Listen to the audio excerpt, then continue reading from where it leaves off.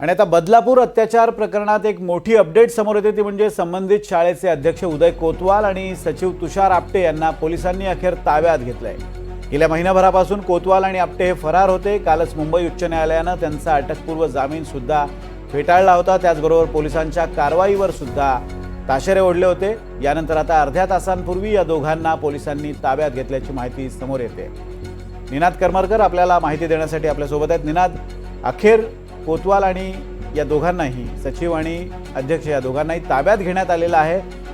हे नेमके महिनाभरापासून बेपत्ता होते, कुठून यांना ताब्यात घेतले, काय अधिक माहिती आहे? सर, आपण पाहिलं तर जो प्रकार या संबंधित शाळेमध्ये घडला होता त्या प्रकरणामध्ये पोलिसांना योग्य वेळेत माहिती न दिल्याचा ठपका या दोघांवर ठेवण्यात आला होता आणि अध्यक्ष आणि सचिव या नात्यानं त्या दोघांवरही पोक्सो कायद्यांतर्गत गुन्हा दाखल करण्यात आलेला होता।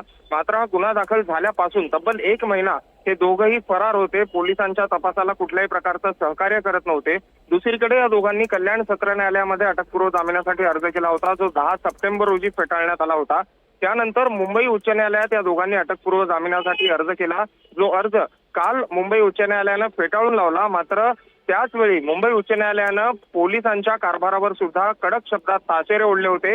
तुम्ही गेले महिनाभर या आरोपींना अटक करू शकलेले नाही, इतर आरोपींना जर पकडायचं असेल तर पोलीस जी तत्परता दाखवतात ती या केसमध्ये का दाखवली नाही, असा सवाल न्यायालयानं उपस्थित केलेला होता। आणि त्यानंतर कुठेतरी पोलीस ऍक्शन मोडमध्ये आल्याचं पाहायला मिळालं आणि आज दिवसभर शोध घेतल्यानंतर अखेर अर्ध्या तासापूर्वी या दोघांना पोलिसांनी ताब्यात घेतल्याची माहिती मिळते।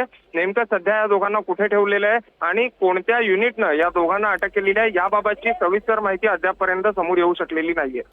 धन्यवाद निनाद, दिलेल्या अपडेट्सबद्दल। आपण पाहतोय अखेर बदलापूर अत्याचार प्रकरणी शाळेचे ट्रस्टी ताब्यात आहेत। 2 ट्रस्टी अजूनही फरार होते आणि त्यावरून उच्च न्यायालयानं पोलिसांच्या कारभारावर प्रश्नचिन्ह उपस्थित केलं होतं। त्याचबरोबर पोलिसांना खडे बोल सुनावले होते आणि अखेर पोलिसांनी ॲक्शन मोडवर येत आज त्यांना अटक केलेली आहे।